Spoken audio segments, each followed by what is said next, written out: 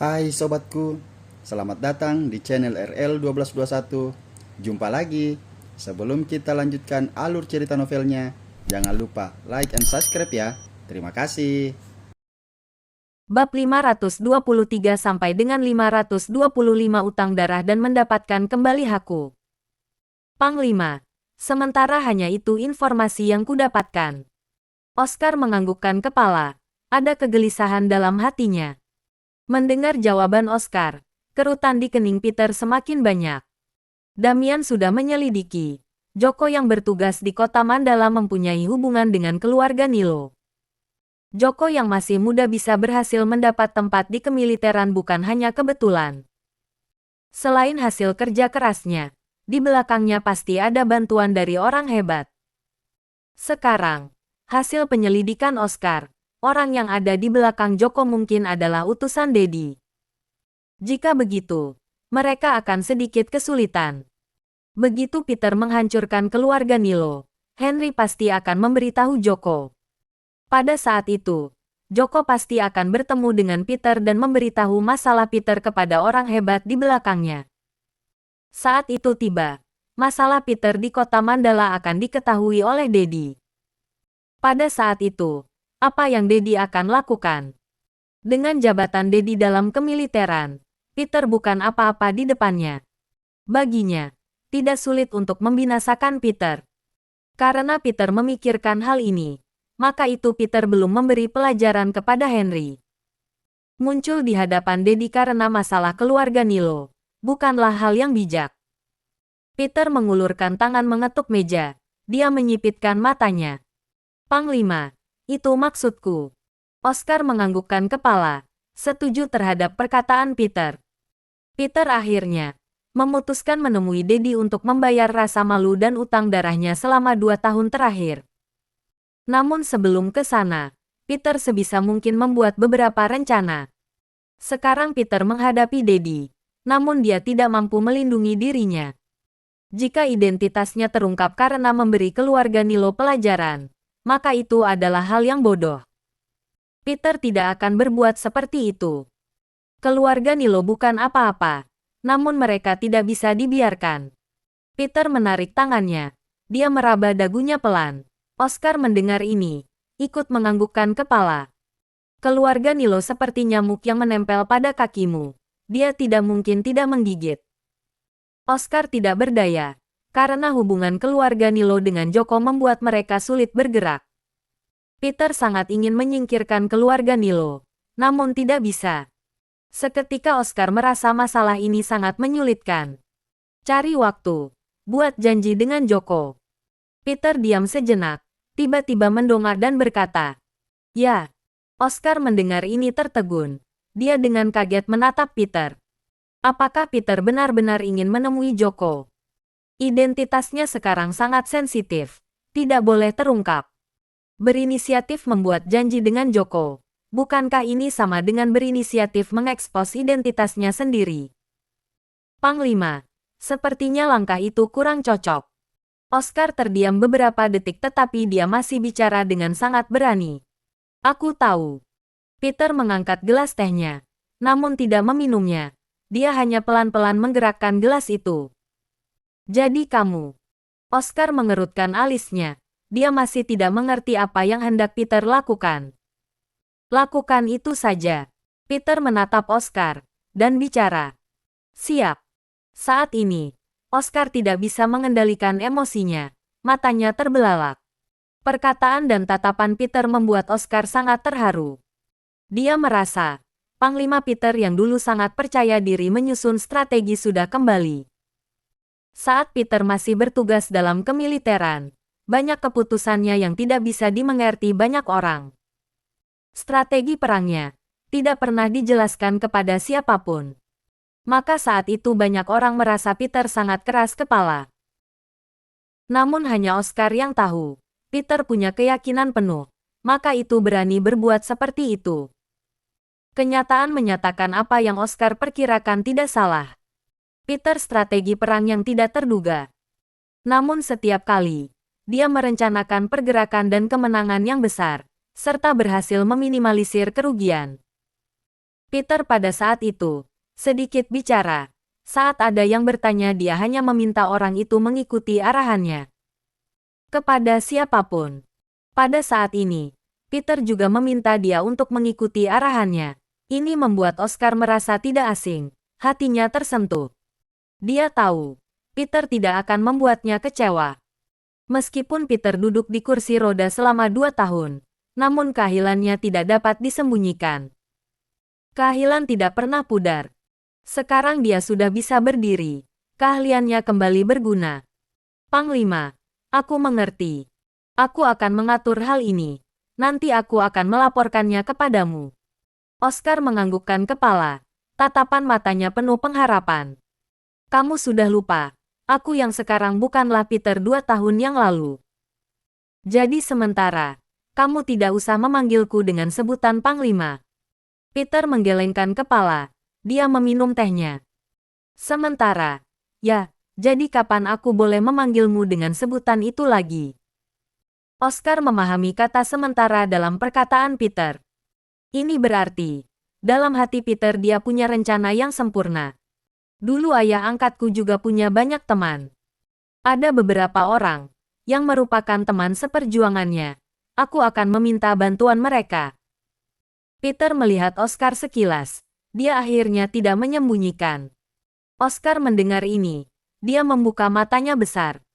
Joko Kuncoro, ayah angkat Peter, adalah prajurit perkasa dan punya karir militer yang bagus.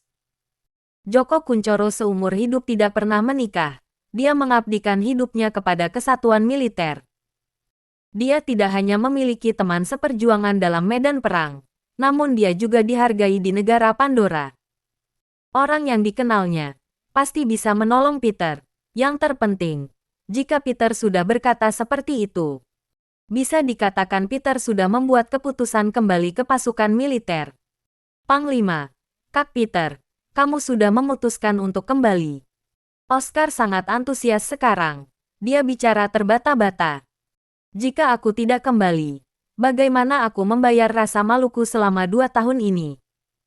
Jika aku tidak kembali, bagaimana teman-teman yang terbunuh oleh Daddy bisa tenang? Peter menaruh kembali gelas tehnya. Dia menatap Oscar dengan serius. Kak Peter, apakah kamu tahu semuanya? Peter terdiam sejenak, kemudian dengan malu menundukkan kepala. Dia sebenarnya menyembunyikan semua ini dari Peter. Pada tahun itu Peter tiba-tiba menghilang. Bawahannya yang setia kompak mencari Peter. Jika masih hidup mereka mau melihatnya. Jika sudah meninggal mereka harus menemukan jasadnya. Namun tidak peduli siapa yang datang, tidak ada yang bisa. Demi menutup mulut orang-orang, juga demi menaklukkan bawahan Peter, Daddy membunuh banyak prajurit. Oscar takut ini akan membangkitkan amarah Peter, maka itu dia hanya menjelaskannya secara sekilas. Namun sekarang Peter bicara seperti itu, dia pasti sudah mengetahui beberapa hal. Aku pernah bertemu Nella, gadis yang bertugas mengumpulkan informasi saat itu. Mendengar Peter mengatakan hal ini, Oscar sudah mengerti. Nella bertugas mengumpulkan informasi. Nella tahu lebih banyak hal dibanding daripada Oscar. Kak Peter, aku tidak berani bicara denganmu. Orang yang dibunuh Daddy adalah bawahanmu yang setia. Mereka semua adalah pejuang yang mengikutimu, bertempur di medan perang selama beberapa tahun, dan berpartisipasi dalam pertempuran yang tak terhitung jumlahnya. Mereka tidak mati oleh pedang musuh tapi mati di tangan orang satu tim. Aku merasa berduka untuk mereka. Namun aku tidak bisa mengatakan dan berbuat apapun. Aku hanya bisa melihat mereka satu persatu dibunuh diam-diam. Aku merasa sangat berdosa. Oscar adalah seorang pria tangguh yang walaupun terluka parah dia tidak akan meneteskan air mata. Namun sekarang memiliki matanya merah.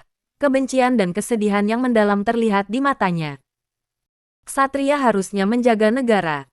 Walaupun harus mati, maka harus mati dalam medan perang. Sebagai prajurit yang menjaga negara, kematian di medan perang merupakan kebanggaan.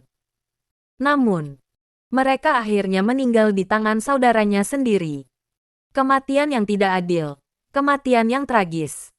Sedangkan Oscar hanya bisa melihat semua itu terjadi. Karena dia tahu di mana Peter berada. Dia harus membiarkan dirinya tetap hidup, agar dia bisa melindungi nyawa Peter. Aku tahu. Aku tidak akan menyalahkanmu. Utang darah ini akan kucatat di atas kepala Daddy. Peter bicara sampai di sini. Dia pelan-pelan menutup bibirnya. Dia diam sejenak kemudian mengangkat pandangannya. Oscar, kamu harus ingat. Semua yang aku lakukan nanti, semuanya untuk mengambil kembali barang milikku. Peter berkata sampai di sini. Dia pelan-pelan berdiri. Tatapan matanya menyinarkan arti ucapannya, membuat orang yang melihatnya menjadi merinding. Aku akan mengikutimu. Oscar ikut berdiri dan bicara. Namun aku tidak mengerti kenapa kamu tidak mencari beberapa teman ayah angkatmu itu sekarang. Dengan bantuan mereka, pasti kamu mendapat bantuan besar. Oscar bertanya. Dia bingung. Belum waktunya. Peter melambaikan tangannya, kemudian berjalan ke depan jendela. Saat berinteraksi dengan orang, kamu bisa lebih buruk dari orang lain, tapi kamu tidak boleh ketinggalan terlalu jauh. Karena jika begitu bagaimana kalian bisa berteman?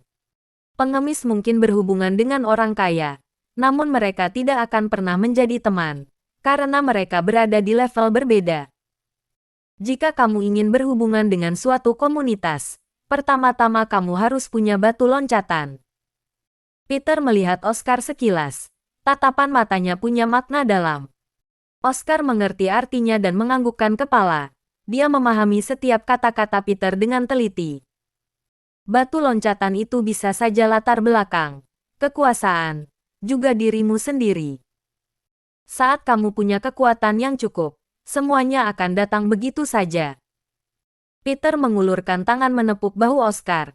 Selesai bicara dia menarik tatapannya. Orang minum teh untuk menenangkan diri. Kalimat ini jelas bukan omong kosong. Siapa saja tidak bisa menjamin teman ayah angkat Peter akan memperlakukan Peter dengan tulus. Bagaimana mungkin mereka berani menyinggung Daddy, yang telah menjabat Panglima selama 2 tahun, demi prajurit yang telah meninggalkan kesatuan militer selama 2 tahun. Apalagi jika mereka harus bertentangan dengan Daddy, itu akan lebih merepotkan. Maka itu setidaknya Peter harus punya kemampuan melindungi dirinya sendiri. Barulah dia berani mendekati orang-orang hebat itu. Kak Peter, apa yang harus aku lakukan selanjutnya? Oscar diam sejenak, kemudian mendongak dan bertanya. Kuasai kota Mandala. Setidaknya punya kekuatan melindungi diri. Peter selesai bicara. Dia pelan-pelan meninggalkan kediaman Oscar. Oscar menatap kepergian Peter. Setelah beberapa saat barulah dia menganggukkan kepala. Rencana Peter telah dilaksanakan secara bertahap. Itu semua butuh waktu. Meskipun Oscar percaya bahwa, dengan strategi dan keberanian Peter, dimanapun dia berada, dia akan menciptakan masa depan yang cemerlang. Namun saat ini, alam semesta tidak pasti, dan segala sesuatu tidak diketahui. Oleh karena itu, Oscar tidak akan meremehkan hal-hal yang diatur oleh Peter, tetapi akan melakukan semuanya sendiri. Berusaha sepenuh hati melakukan semua arahannya. Tidak terasa, 2 hari sudah berlalu. 2 hari ini, ada perubahan besar di kota Mandala. Walaupun awalnya kota Mandala bergerak dalam arus kegelapan namun setidaknya permukaannya gemilang. Namun sekarang, arus kegelapan itu seperti telah terbongkar. Tidak ada yang ditutupi lagi. Membuat suasana kota menjadi suram. Kota Mandala ada kota kuno dengan sejarah yang panjang. Dalam beberapa tahun terakhir, struktur tersebut pada dasarnya telah terbentuk. Setiap orang mendapatkan uangnya sendiri dan tidak saling mengganggu. Namun selama periode waktu ini, kedamaian yang semula terbentuk dirusak. Keluarga Karmin dari kota Mandala terkenal sebagai keluarga mapan di kota Mandala. Dulu dia termasuk keluarga terhormat di kota Mandala. Dimulai dari 3 generasi setelah Tuan Besar Nelson, keluarga Karmin menghasilkan orang-orang hebat. Meskipun sekarang keluarga Karmin melemah namun masih banyak yang menghargai mereka. Dalam 2 hari terakhir, keluarga Karmin mendapat banyak perhatian. Mereka bahkan mendominasi berita utama di kota Mandala selama 2 hari berturut-turut. Hari pertama, bersaing melakukan penawaran bisnis dengan perusahaan lain, namun kalah di tempat. Hari kedua, keluarga Karmin menutup anak cabang perusahaan untuk menarik dana. Tidak ada yang tahu apa yang sebenarnya terjadi di keluarga Karmin. Hanya bisa disimpulkan, jika ada orang yang sengaja ingin memberi keluarga Karmin pelajaran, maka itu bukan sembarang orang. Beberapa orang mengaitkan masalah keluarga Karmin dengan apa yang terjadi kepada keluarga Winston. Lihatlah dua masalah ini, sepertinya dilakukan oleh satu orang. Semua orang berdiskusi dan menebak, tetapi tidak ada seorang pun dari keluarga Karmin yang maju dan memberikan penjelasan. Sekarang mereka sedang sibuk dan tidak punya waktu memberikan penjelasan. Sedangkan 2 hari ini berjalan lancar bagi keluarga Nilo di kota Mandala. Bagi mereka masalah itu tidak ada imbasnya, malahan orderan mereka meningkat. Henry dan putranya pasti puas. Apalagi waktu 7 hari yang Peter berikan sudah lewat sampai 9 hari. Apa yang dikatakan Peter hari itu cukup keras, tetapi keluarga Nilo masih hidup dan sehat, bahkan lebih baik dari sebelumnya.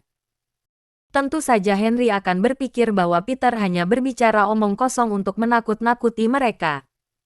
Maka itu, 2 hari ini keluarga Nilo sangat harmonis. Pada saat ini, di kediaman Nyonya Besar Andrea. Nenek, hari ini aku akan mencari pemasok baru. Mereka menolak memasok barang untuk kita. Kenneth memegang selembar kertas, bicara sambil menggertakkan giginya. 2 hari ini, dia bertemu banyak pemilik perusahaan. Namun, orang yang biasanya selalu tersenyum menyambut keluarga Karmin, 2 hari ini sikapnya berubah drastis. Tidak hanya sikapnya yang dingin tetapi juga langsung menolak semua bisnis dengan keluarga Karmin. Ini membuat Kenneth kaget dan marah. Nyonya Besar Andrea, sepertinya keluarga kita dikucilkan sekarang. Paman Abigail, Mason juga bicara dengan suara rendah. Saat ini raut wajah Nyonya Besar Andrea sangat muram. Dia tidak menyangka, keluarga Karmin sudah sangat lemah. Memang terlihat lebih lemah dari biasanya, namun tidak disangka separah ini. Namun sekarang Nyonya Besar Andrea tiba-tiba mengerti, keluarga Karmin hanyalah cangkang kosong. Mereka tidak punya kekuatan lagi dan tidak bisa bertahan di tengah badai. Perusahaan Lipon, pasti perusahaan Lipon. Kenapa mereka melakukan itu? Apakah kita, keluarga Karmin menyinggung mereka? Tubuh Nyonya Besar Andrea bergetar.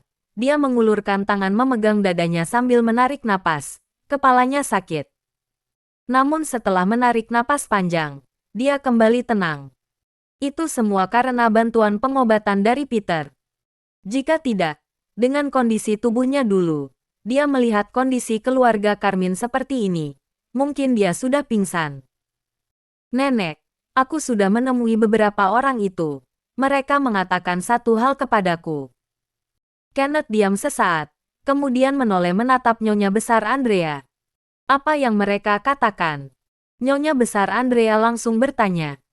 Tidak ada lagi orang itu di keluarga Karmin.